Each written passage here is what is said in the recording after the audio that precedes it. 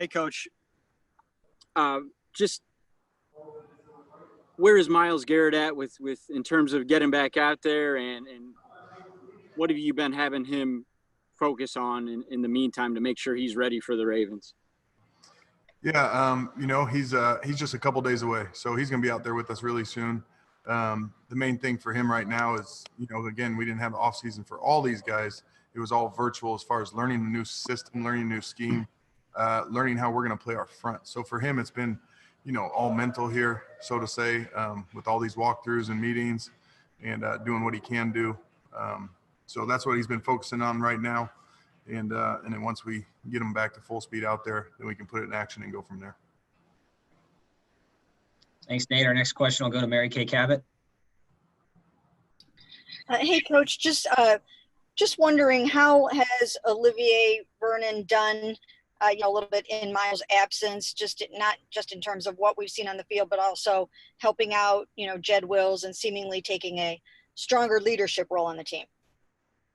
Yeah, Ovi's been great. I've really enjoyed working with him. He all off season had 100% attendance. He didn't miss a day.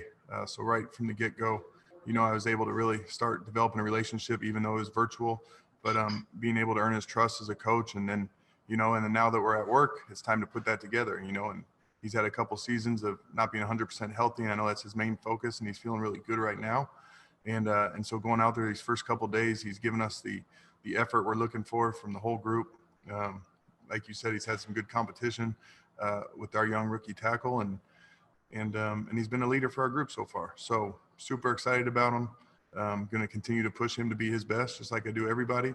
But he's been great so far. Great. Our next question is going to go to Tom Withers.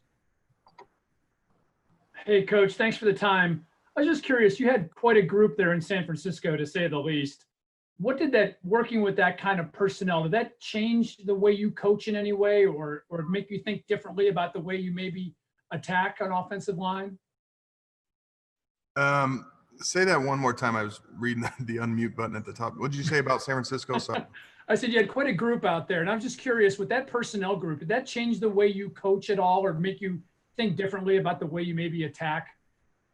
Yeah, for sure. When you're game planning, when it really dives into game planning and scheming things up as far as third down rushes and putting your guys in the best position to have success, I think for sure you're always making it to the individual, putting D Ford and Nick Bosa on the same side, allowing them to do the things they do. And but it'd be no different here, when we get to that time where we can move guys around. We have a bunch of guys in there that have done it and added Adrian Claiborne to the group. So we have some different combinations where we can move guys around, put them in their best position to have success, but not only on third down. What do we look like on first down? What do we look like when we have a lead? What do we look like in short yardage situation? You're always trying to personnel those things and get your best guys on the field to make sure you got the best chance to have success. Thank you, Coach. Dan Lobby, you have our next question. Yeah, Coach, there's a couple guys on the inside I wanted to ask you about. Just first, Larry Ogunjobi. This is his fourth year. What are your first impressions of him? And it looks like he came back in pretty good shape this year. Yeah, my first impressions of Larry, and actually he was one of the few guys I got a chance to meet before the building went on lockdown in the spring. And from the day I met him, I could just tell how hungry he is, how eager he is, that he wants to be great, that he's chasing greatness, and he understands it's a process in this league, but he's hungry. He sees all those other guys getting all the accolades as far as top defense tackles in the league, and he wants to put himself up there. And so he works his tail off to do that. And we had virtual videos, in the spring to be able to see these guys check on him working out and stuff, and he was getting it in. And obviously you see his body, you can tell he's a guy that works his tail off in the weight room and as far as running in that. And then now it's time to put it together and start film study and understanding his strengths and weaknesses as a player, and we got to maximize his potential this year for sure, and I know he wants to do that. The other guy I wanted to ask about was Jordan Elliott. Just kind of what you guys liked about him and what you think he can do in this rookie year. Oh, he's a big athletic defensive tackle that can move. He's got great short area quickness. Those are the things you look for in the draft, and our guys did a phenomenal job of identifying him as a guy that would fit in our system, and also as a guy that's hungry to be great, just like I was talking about Larry. I'm not just saying this, I've been more than pleased with Jordan from the time we drafted him until now. And, we had those rookies for extra days starting training camp, and he just works his tail off. I said, look, we got a lot of time to get these reps in. And he said, well, we can't waste any time right now. And so he's always trying to get it in. He's asking the right questions. He's a guy that we're very excited about, and he's talented enough, to get in there and play right away. So he's definitely part of the plans. Jeff Shadell, your line is open. Hey, Chris.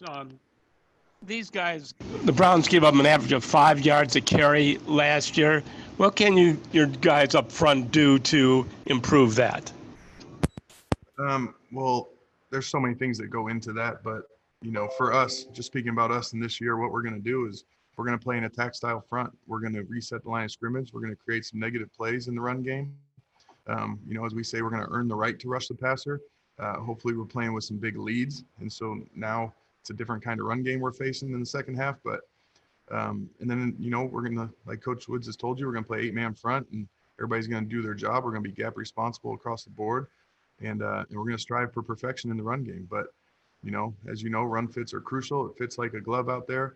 And we got some guys in this conference, obviously our schedule, that can run the football well. And in this league, when you do that, that's what it all starts with to have success. So we have to stop that, and we know that. But we're gonna definitely do our best. Great. We'll go to Daryl Ryder next. Hey, Coach, obviously you respect the decision by Andrew Billings to opt out, but I'm just kind of curious the impact, though, that has on your interior defensive line rotation. And, how do you feel about that rotation, even though I know you're just a couple of days here into this camp? Right. Yeah. So we brought Andrew in here to add quality depth and be in the 2 deep right from the get-go. So we lost somebody that we thought was going to be in our 2 deep. So that definitely leaves a hole, but that obviously adds opportunities to some other guys. And right now, and I told these guys this morning with Eli Anku and Daniel Equale that, competition is open. I mean, you got to go get this thing, and iron sharpens iron, and this is going to be a heated competition. I told those guys, we just used a 3rd-round pick on Jordan. We're looking for that 4th defensive tackle that's going to come in and play with his hair on fire and create plays. And rent is due every single practice. This is training camp. We are in this thing, and competition's open. So, it left a hole, but it's also opportunity for other guys. And both those guys have shown some good things right now. So we'll continue to see what they do as we progress here through camp. Go to Scott Petrick. Hey, Coach, I wanted to follow up on Dan's question about Larry. I know that he wants to be great, and he's always stressed that. How good do you think he can be? He can be very good. He's got all the intangibles. He's got the tools, the athletic ability, the skill set, the strength. I don't see why not. Obviously, it's a process in this league. There's very few that come in and do it right away. But these guys can work, and they can work their craft and get better and better, and play 8, 10, 12 years. Those are the guys that continue to get better every single year, and I don't see any reason why Larry wouldn't do that. As far as getting better every year, improving all the time, he has everything you want as far as the defense tackle goes. So, but we also gotta help him rush the passer on 3rd down, teach him some moves, and make him a 3-down player that can dominate, not just be good, that can dominate in this league. And I will say it for the 100th time, it'll be a process, and he knows that, I know that, but excited to get to work together on it. Have the 2 of you talked about the importance of this season? I mean, not only is it his 4th, it's also the last year of his rookie contract. If he wants to stay long-term. I don't really talk about contracts to these guys. I mean, usually, when someone's in a contract year or whatnot, but that's not my job to talk about that. My job is to work with them and to help them improve to be the best football player they can be, regardless what year they're in. But, if that's on his mind, then that's up to him. But I'm going to help him be the best he can be this year. Jay Trotter. Yeah, Chris, you were just talking about the 4th defensive tackle competition. I was going to ask you about, how that competition is going a little bit more. And then also, that last spot or 2 you're looking at end as well. Yeah, like I said, both, Daniel and Eli have shown good things so far. And Jordan still has a ways to go. I gave him high praise, but, he still has a ways to go. So we're going to have some battles in there. And then, at defensive end right now, we got Porter and Chad and Rob behind those other guys. And the same thing. I told those guys the exact same thing this morning. It's wide open competition. We're going to rotate reps. Who's running with the ones while Miles is down? When Miles back, we're going to rotate who's running with the twos. I want to see guys work with different people, different groups out there. But now's the time to show out. So rent is due every single day. Chad knows that. Porter knows that. Rob knows that. And we'll put all three of those guys out there, open competition, and see what we got. Ellis Williams, you're up. Hey, Coach. I want to ask you about your core defensive line philosophies, and you may have already touched on one when you mentioned, resetting the line of scrimmage. But what do you consider 2 or 3 of your core philosophies there along the defensive line that best get you to effectively communicate the values that you want your players to have up front there? And then how do those values or pillars to your coaching complement Joe Wood's overall defensive scheme as a whole? Okay. Well, not to go all coach talk on you, but a lot of it's the same stuff we talk about on defense. We want to play fast. We want to play physical and play together. Those are the 3 things we're talking about on defense right now, because that covers a lot of things. You play fast on Sundays and you play physical, like you said, resetting the line of scrimmage. But most importantly, if you can play together, get 4 guys that are out there at one time, but 8 or 9 guys that are up on game day. We get all these guys playing together, then the sky's the limit, because that's when you really gel, is when you come together as a group. And philosophy wise, there's a bunch of different ways to do it, but at the end of the day, we want great football players, guys that have awareness, that have relentless motors, that can chase the ball, that just want to compete like crazy. And there's no spot in this league for guys that don't want to do that. It weeds them out very quickly. So we just want really good football players that are ultimately team players, and then you got to have the skill set and talent as well. Okay, thank you. Great. We're going to go to Tony Grossi. And guys, this will be our last question. We have Drew coming into the room now.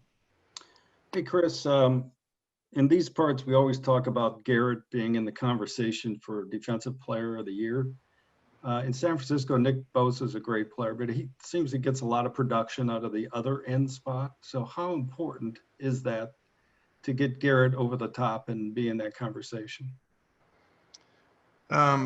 Yeah, I believe, as a defensive lineman, obviously you need a great group.